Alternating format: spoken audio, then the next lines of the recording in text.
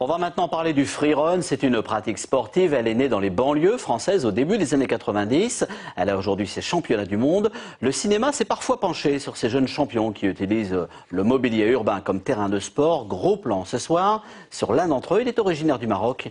Il est venu à Toulouse avec un visa de tourisme et il voudrait rester ici pour progresser dans un club. Mais l'administration s'y oppose. Sandrine Meurck avec Olivier Denoun.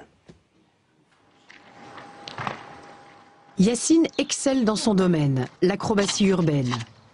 Il a 21 ans et ses performances, il ne les a pas développées dans les salles d'entraînement, mais dans les rues de son pays, le Maroc. Moi, ce que j'aime bien dans le parcours, c'est que c'est un sport, là je me sens libre. Je peux faire ce que je veux à chaque fois que je vois.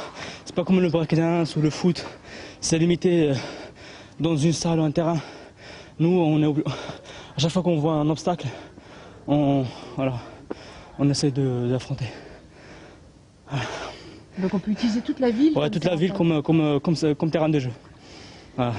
Aujourd'hui, il souhaite passer à la vitesse supérieure, en France, obtenir un brevet de moniteur et enseigner aux plus jeunes qui le regardent en héros de la rue. Et c'est un jeune vraiment qui apporte beaucoup dans mon association.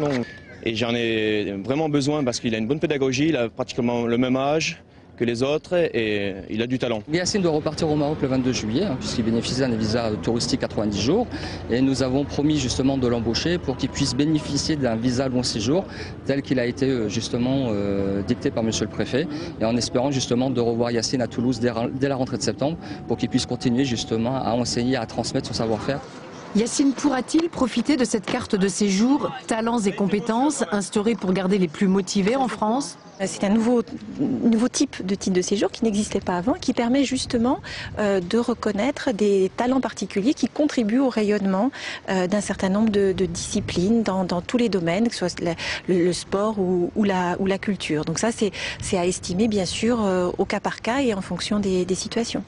Yacine repart dans son pays sans savoir s'il l'obtiendra, ce fameux visa long séjour.